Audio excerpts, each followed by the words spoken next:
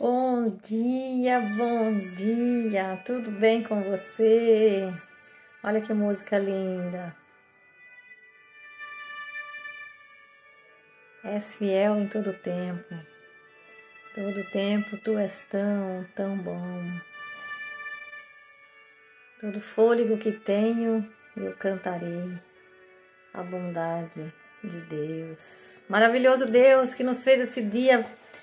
Lindos, maravilhosos, perfeitos, saudáveis, vivos, para louvar e agradecer esse Deus maravilhoso que nos deu a vida e que nos deu esse dia de presente.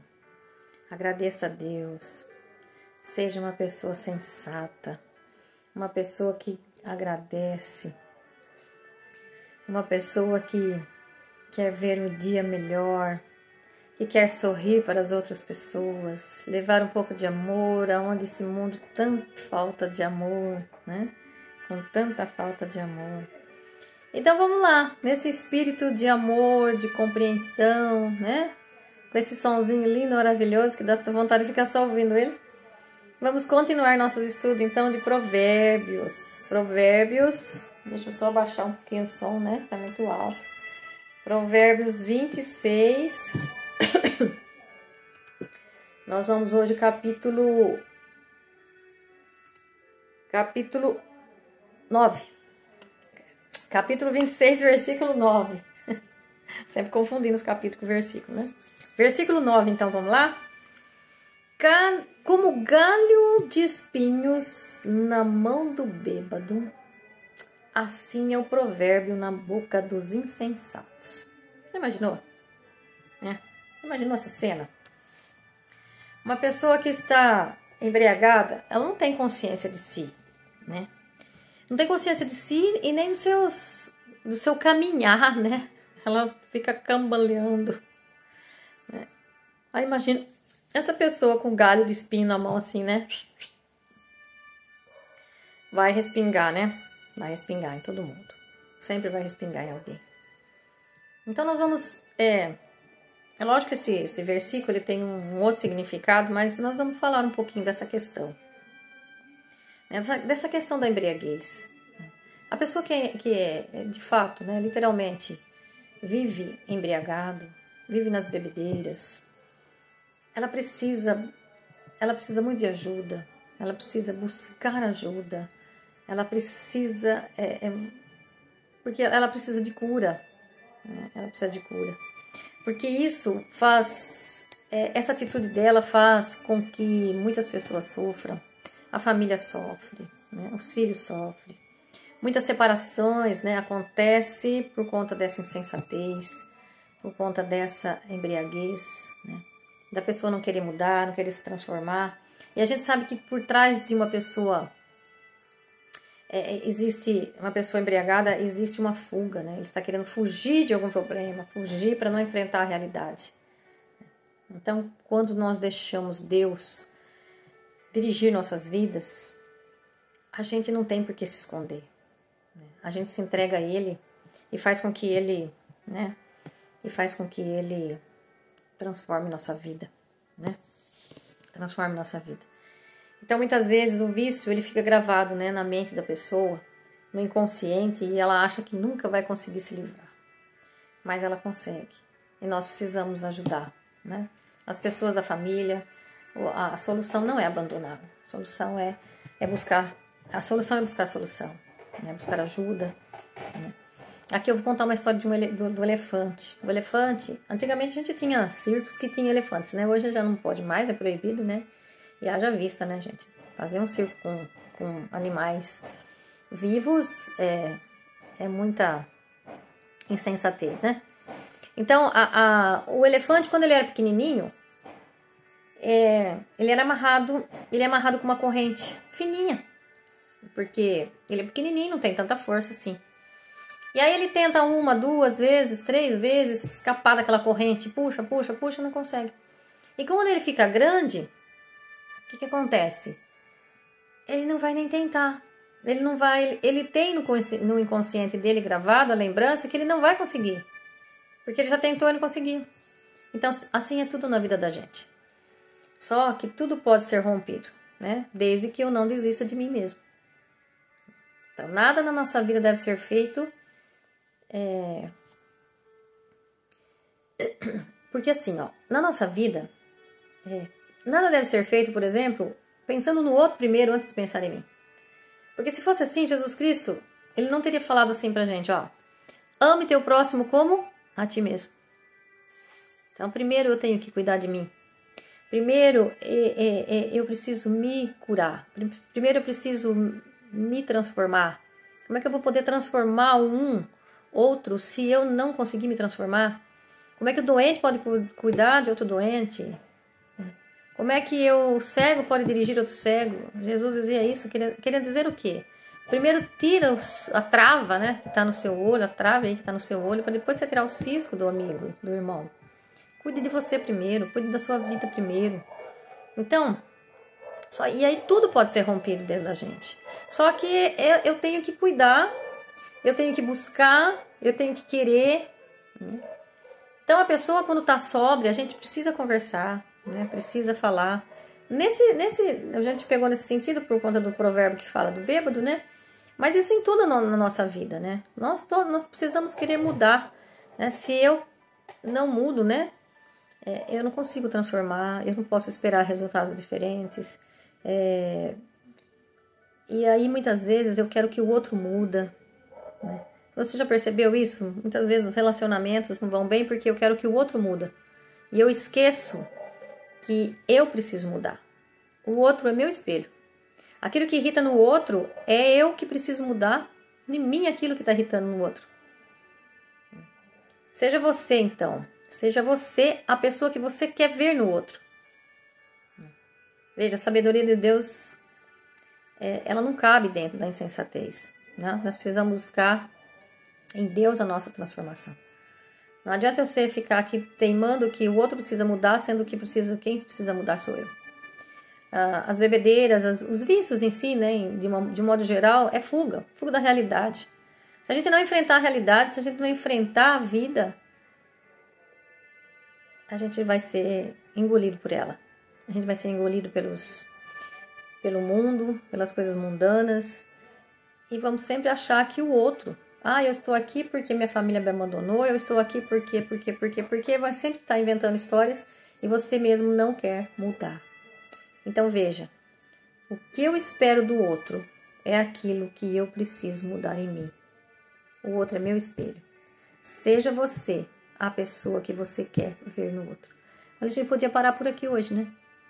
Tem uma reflexão muito boa para a gente ficar o dia inteiro aí pensando e daria um dia inteiro de pensamentos, hein? E de mudança e de transformação. Mas vamos continuar com mais um pouquinho, né? Versículo 10. Como o arqueiro que dispara contra os passantes é aquele que dá emprego ao insensato e ao bêbado. Então veja, se você não curar as pessoas, se você não buscar ajudar as pessoas, fazer com que as pessoas saiam da situação que está, você não consegue confiar nessa pessoa. Como que você vai dar responsabilidade para uma pessoa que ela não tem responsabilidade? Então cuidado você quando for contratar as pessoas, quando for contratar um funcionário. Né? É lógico que ele fala assim, né? Não dê emprego ao insensato e ao bêbado. Por quê? Porque com a insensatez dele, com os exemplos dele, ele vai estar interferindo as outras pessoas. Lembra que a nossa vida é através daquilo que eu faço, que eu vou fazendo no outro, né? Não adianta eu ficar falando aqui para vocês 1000 palavras, mas aí eu saio lá fora e vou fazer totalmente diferente aquilo que eu tô falando aqui. Que mudança eu vou esperar de alguém, né? Porque é meu exemplo que vai fazer as pessoas mudarem. Não é aquilo que eu falo. Aquilo que eu falo tem que sair de dentro de mim como as coisas verdadeiras e reais daquilo que eu estou fazendo. Não adianta eu falar aquilo que eu não faço. E é lógico que a gente tem que se transformando, você tem que ir todo dia buscando melhoras para que a gente possa ir se transformando. E eu falo muito em transformação porque mudança eu posso voltar. Né? A mudança eu mudo hoje, mas amanhã eu posso voltar. E transformação não. Transformar é quando eu Não tem mais como voltar para o útero da minha mãe, por exemplo, não cabe mais lá dentro. Assim como Nicodemos perguntou, mas preciso eu voltar para o útero da minha mãe para ser uma nova pessoa, uma nova criatura? Então, a transformação é que nos faz uma nova criatura. Só que essas novas criaturas, muitas vezes, as pessoas, elas precisam da nossa transformação para elas poderem se transformar. Muitas vezes as pessoas precisam de exemplo de outros para se transformar. E o exemplo transforma. Só o palavrear não transforma. E tem um livro, é o poder, acho que é o poder da oração. É o do Tony Allison. Não sei se vocês já ouviram falar, né? E é muito lindo esse livro. Então, aí você vai ver o poder da transformação na pessoa. É muito legal, vale a pena vocês lerem. Tem uma avó também, eu não lembro o nome, mas ele é até pastor hoje, um neto dela. E depois eu vou procurar saber certinho o nome desse pastor. E ele era um drogado, um viciado, e a mãe tinha já abandonado, né, a avó que cuidava. E sempre ele estava fazendo as artes dele e dormia na praça. Daí chegava alguém na casa da avó e batia lá: "Ô, Dona Maria, seu neto tá lá, ó, no banco da praça, com frio no relento. Tá lá, caído lá. Não sei se tá morto, se tá vivo." Lá ia a avó com uma coberta, catava ele, aí falava: "Vamos, meu filho, vamos para casa. Vamos para casa porque seu lugar não é aqui. O seu lugar é transformando pessoas. O seu lugar é as nações. O seu lugar é transformando pessoas." E vai anos e anos e anos buscando o neto, até que um dia ele ouve. Então a avó nunca o incriminou. Sempre mostrava para ele que ele tinha um poder dentro dele muito, muito forte. E que ele precisava fazer esse poder brotar, né? Esse poder virar, se transformar. E aí hoje ele é um grande pastor. E vai salvando vidas em todas as nações. Então veja, o poder da nossa ação, o poder das nossas palavras, sim, porque a avó falava palavras de edificação, de sabedoria. E é isso que nós precisamos fazer com as pessoas, edificar as pessoas. Seus filhos, né?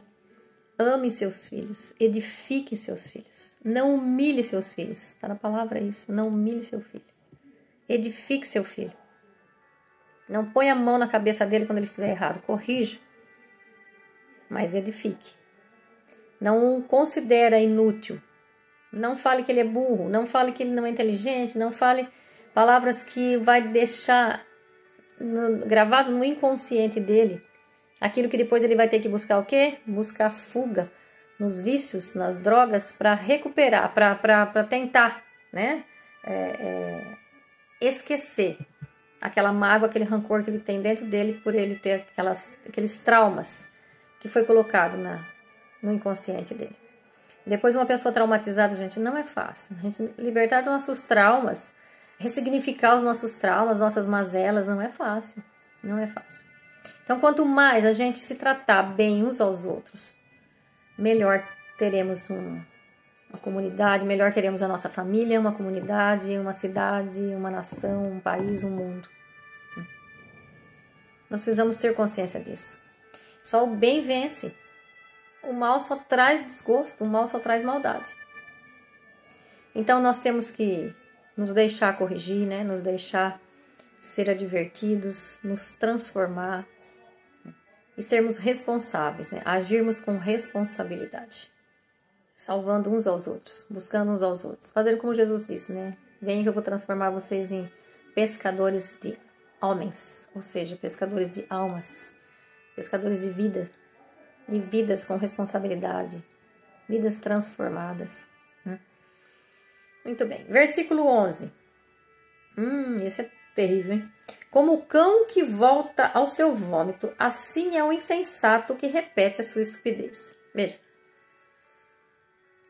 O insensato, ele vai estar, enquanto ele não se transformar, enquanto ele não mudar, ele vai estar sempre voltando, ou seja, ele vai estar sempre voltando,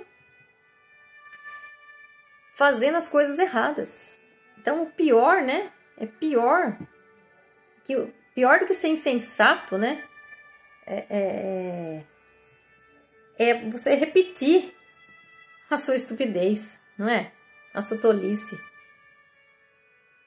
Pior do que você não mudar é você repetir, né? É você repetir aquelas atitudes.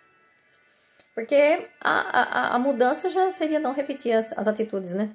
As tolices. Então veja, nós precisamos nos transformar cada vez mais para que a gente não volte a fazer as coisas que não levam a nada.